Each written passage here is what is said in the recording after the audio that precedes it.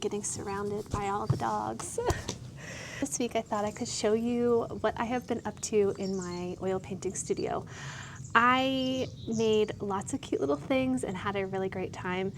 And I get into a little bit about my creative seasons and how I have learned to accept that some seasons are for recharging and some seasons are for diving into the creative process. So I'll talk a little bit more about that later. And I think we should probably just jump in and see what I have to say. I had a really great, fun week, and I'm really glad to have you here with me. Okay, let's get painting. I have a commission piece that I have to work on today, and it is going to be a 16 by 12. I'm looking at another canvas to make sure I'm getting the size right. I think what I want to do is get this canvas prepped with an underpainting, and then I want to work on some little minis while this dries. I have this whole stack of prepped mini canvases in this like pretty baby pink. And I think a butterfly, like going this way, would be really pretty. But first, we got to get this canvas prepped. I have this wool rug on my studio floor, and I don't know if you've ever dealt with a wool rug, but these things shed like crazy. So I'm going to put this piece of paper down and then prep my canvas on this paper so that my canvas doesn't pick up a bunch of wool.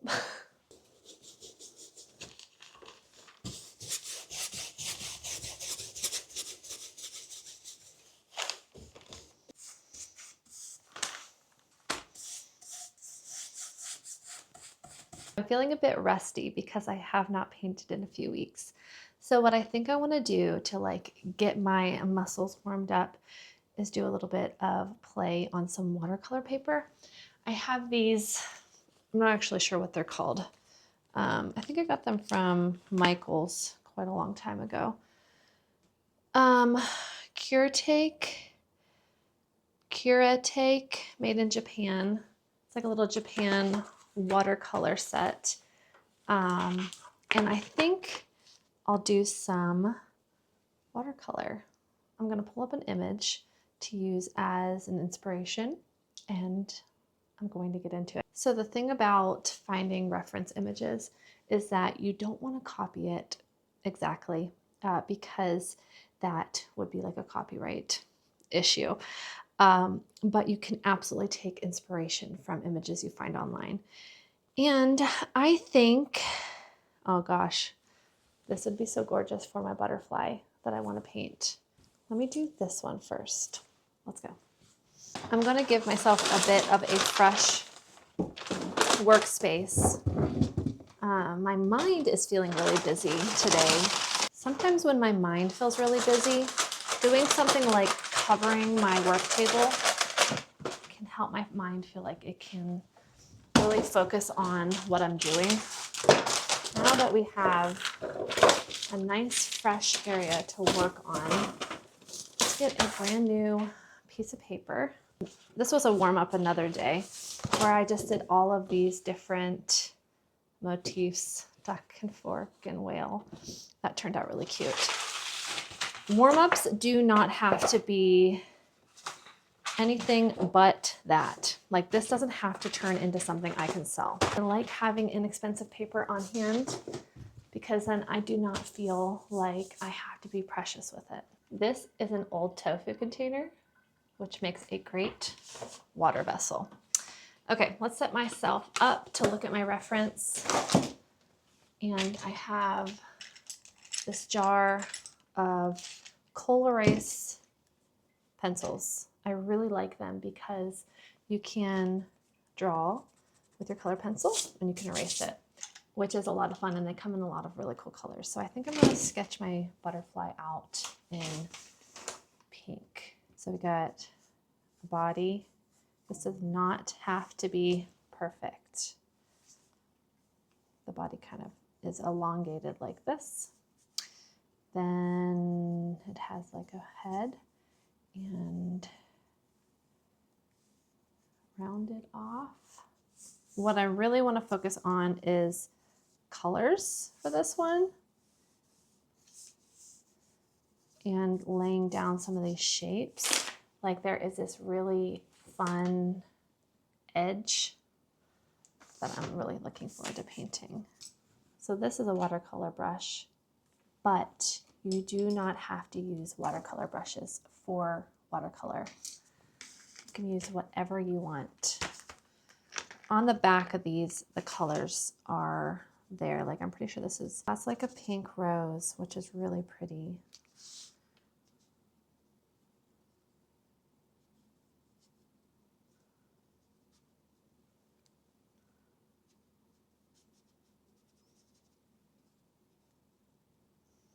Let's get an edge in here. I like this kind of teal blue, and I want to mix it with, I actually don't think any of these are in order. Turquoise, deep green. Oh yeah, that's pretty.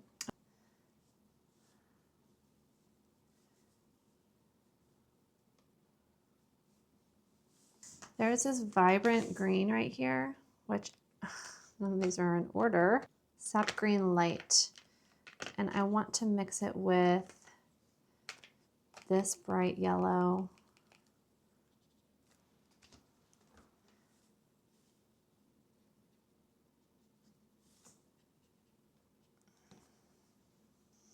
So then all of these little bits up here are that dark color.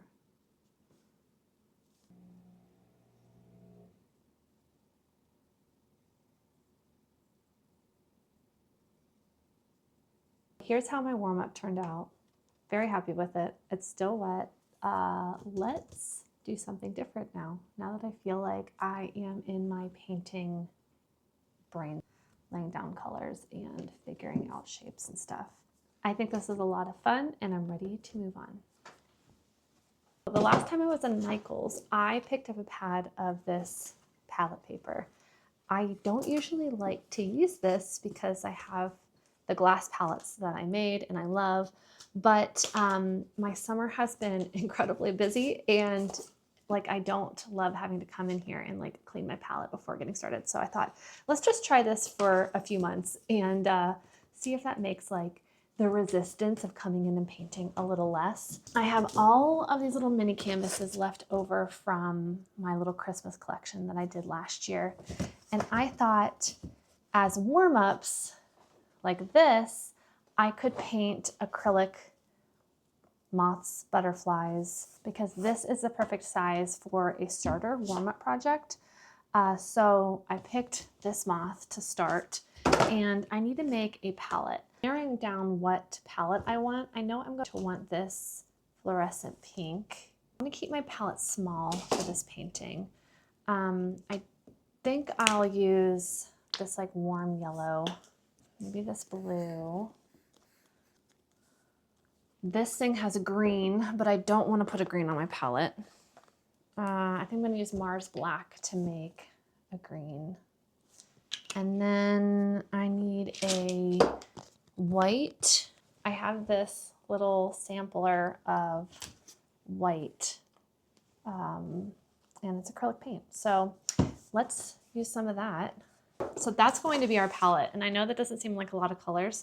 It's really a lot of fun to work with a small palette and see what you can kind of come up with. I want this blue to make my outline. So let's center it off.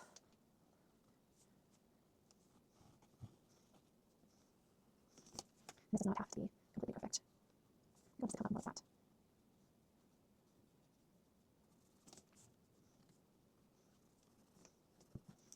We got to get this body in. This body's kind of like this, and then it kind of gets real fat down here. And then these wings start here.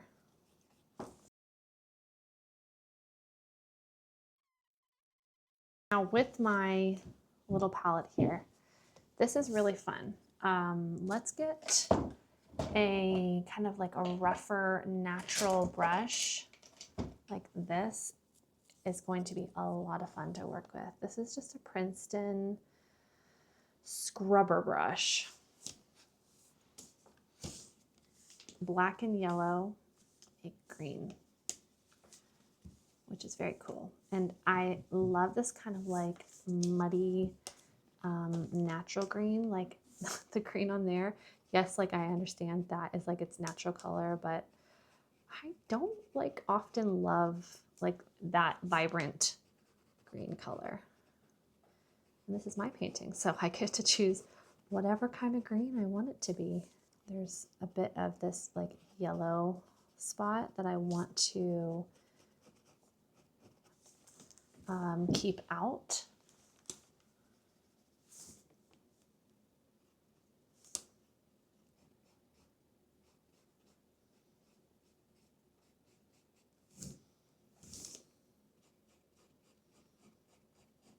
I got a rag to rinse my brush out and then wipe it out to get any colors.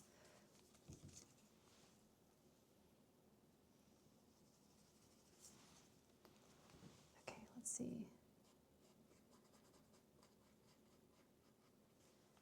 The lightest pink color is like kind of the same color as this, so I'm going to add it in, but it's not going to really be an impressive color until I paint the background of this painting.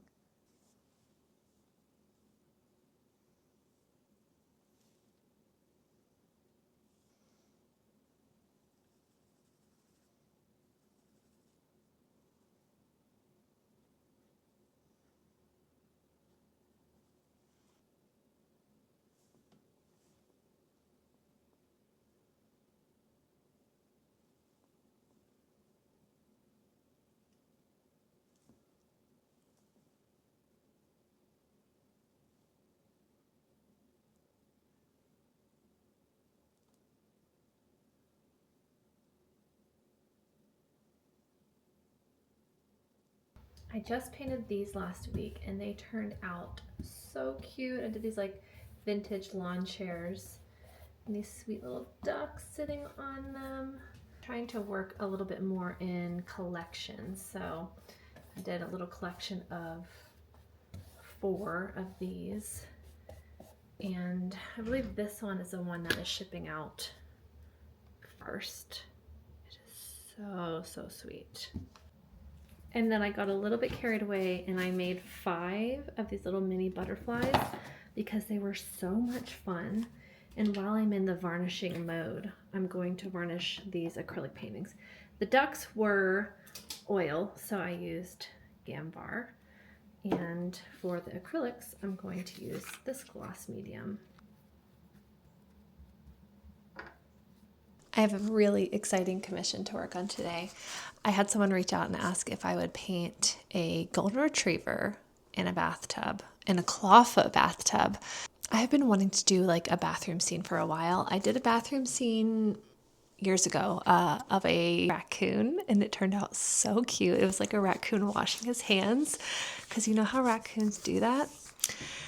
Anyways, I pulled some reference images. You can't see what I drew, but I have the clawfoot bathtub. I pulled a reference image of a golden retriever like leaning back, and I kind of like pieced it all together. So the next thing I have to decide is like what kind of wallpaper I want to put on the walls. I'm thinking maybe a black and white tiled floor would be really cool. And like there's kind of a lot of negative space up here. So I'm thinking after I put the wallpaper down, I might put a chandelier. I think that would be really fun. So anyways, let's just like get into painting today. Yeah.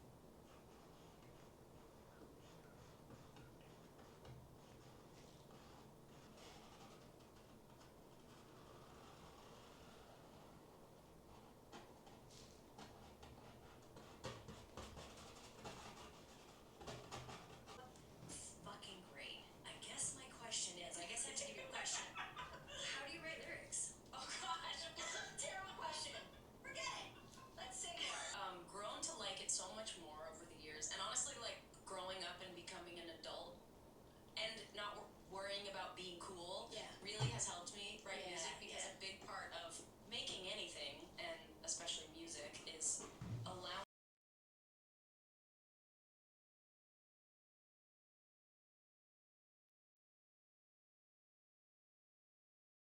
actually stays at the center of even stories that are supposed to be about love. But to repeat what Ursula just said about really not based on science and is probably completely inaccurate, but it's like a lovely, beautiful image in my head that I've carried with me for a very long time, which is that I'm pausing painting because I am at the point where I'm about to start working on the background. Let me show you. Here's the deal. I know I want a chandelier, but I didn't think that far ahead yet. This is what I do. I am on Pinterest looking up chandeliers. So I used to think like you just shouldn't use reference photos, but I have learned this really fun technique where I basically like type in what I'm looking for, in this case, a chandelier. And then I kind of use Pinterest like a buffet. I will look at the images and I will say, I want a little bit of this, I want a little bit of that, and I'll just pick and choose to make what I want. Now, every now and then I'll find something that I think, oh man, this is like the best image, and I'll kind of take full inspiration from the chandelier photo. I love these lampshades on this chandelier, but I don't like the shape of it. What I really like is a chandelier kind of like this. So I'm using these two images to make the chandelier, and I'm just going to draw it out. And because my style is really like loose, whimsical, I am not working in like a realistic style. I don't have to make anything that looks exactly like something. Your brain is so smart that you can look at this thing hanging from the ceiling, and even if it's not perfect, even if it's a little bit wonky, even if my lines are a little all over the place, your brain will be like, that's a chandelier. Just like the tile floor. You can tell that it is not a perfect floor. Like I did not draw it out perfectly, but your brain is so incredibly smart that you know that this is a dog in a bathtub on a tile floor. I don't know if any of that will free you to just paint how you want to paint. It's very likely that you are overpainting, trying to like explain to the viewer what they're looking at. But like, look at the old masters. John Singer Sargent is a really great example. He would take one little flick of his brushstroke to indicate the shine on a belt, the shine on, the shoe, or a few little brushstrokes to make lace. You can paint looser and people will know what you're painting. It's pretty incredible. Okay, let's get back to the chandelier. I'm just drawing with a color pencil. I can cover it pretty well with oil paint, so that's what I usually choose to do. So I think I want another one of these shades right here. A lot of it will get figured out in the painting process. I really don't even know if you can see what I just drew, but it is a very simple chandelier shape. And now I'm going to lay down some paint to see if I can find this a bit more, to give it some form and to see if I like it. So I'm laying down some stripes because I have been loving like these like whimsical striped lampshades. And I think I want the other color to be red. Red and white stripes is one of my very favorite combinations. It is so whimsical. It's like retro vintage circus, which is also one of my very favorite themes. Good morning. It is a new day in my studio, and I swear the moment I turn my camera on, the mailman comes by and my dogs have something to say to him. I brought a coffee in and I'm going to sip at it while I try to figure out what to do with the wallpaper on this painting. I've probably talked about this every single summer since I have become a full-time creative, but I don't think I've ever talked about it on here on YouTube. I find that summer is my least productive time of the year. And that's okay. Like, life happens in seasons.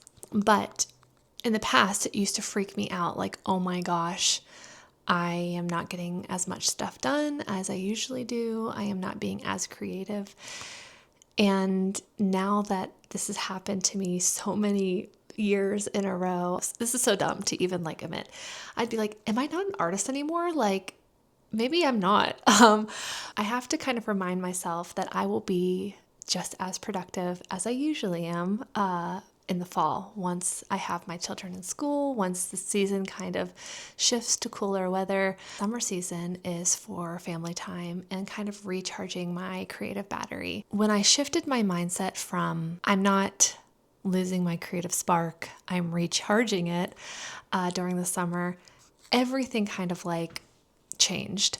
Although I was feeling this morning like, oh my gosh, I feel like I haven't painted in forever, even though I paint a little bit every single week. I am just so used to making these huge paintings all throughout the winter, and I just don't have it in me. I don't have the capacity to do it. But now I am so aware that creativity, like anything in your life, happens, at least for me, in seasons. In the fall, in the winter, I am the most creative I am for the entire year.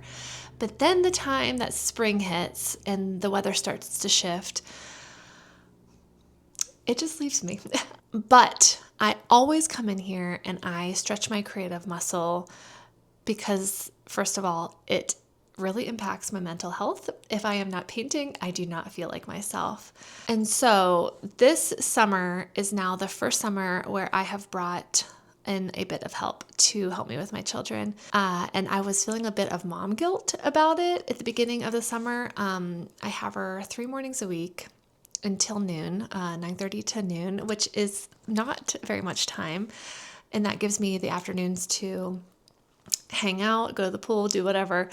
But because I have that set schedule for the most part with, vacations kind of thrown in, I can kind of keep coming in here, keep stretching my creative muscles and make work and do all my commission pieces. And it's like been such a game changer. Now, I could have done it probably for the last 3 years, and it probably really would have benefited me because I went full time like 3 years ago doing my work. And now when I say full time, I'm not like in here 40 hours a week, but this is my source of income. So that's what I am considering full time. I am very much a mom who likes to paint.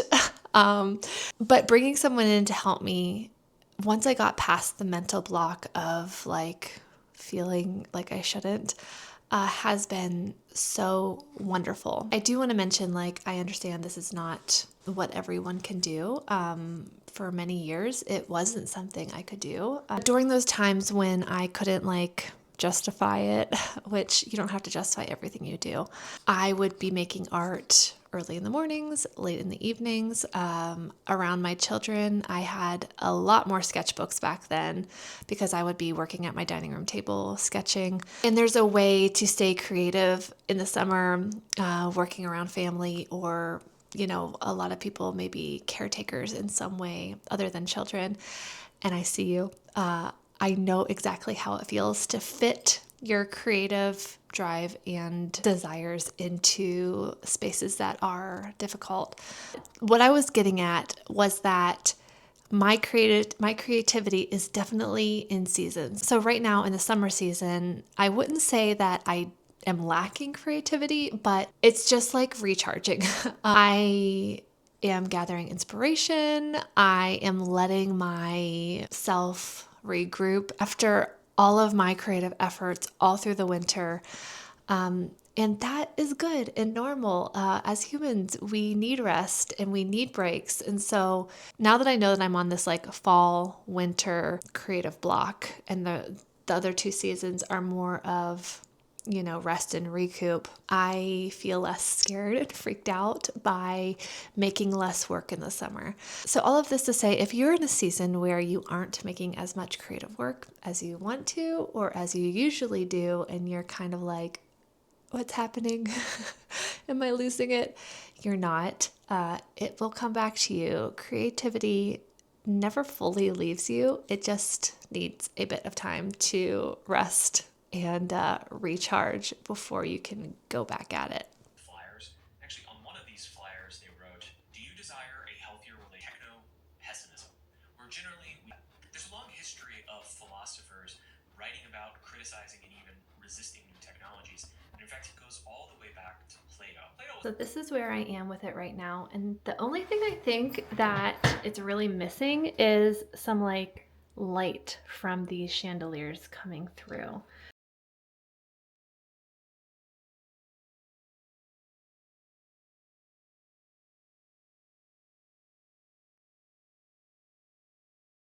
I've officially finished and it is so cute.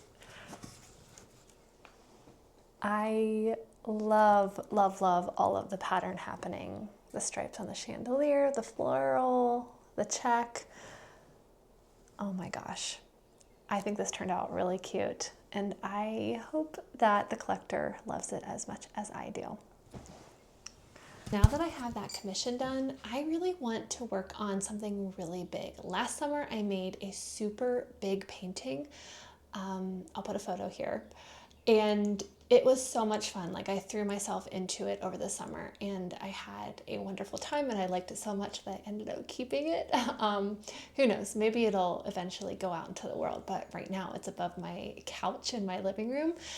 I want to do another big project and maybe I can make this a summer thing where I make a really big painting, push myself for one project, because I really liked how that felt of like coming in here and knowing exactly what I was going to make. So I think I want to paint it on. I'm having to move a bunch of things to get to this canvas. So that just tells you how long I've had it. Here it is. You can hardly see me back here. I'm 5'8", and this is almost as tall as I am. Let me see the size. 48 by 60. This is the size I want to work on next. I have a very good idea of what I want to paint. And I think that should be for my next vlog. I want to say a humongous thank you for everyone who joined me this week. I'm going to get this prepped and start painting, and I'm so excited. But actually first I should do some sketching.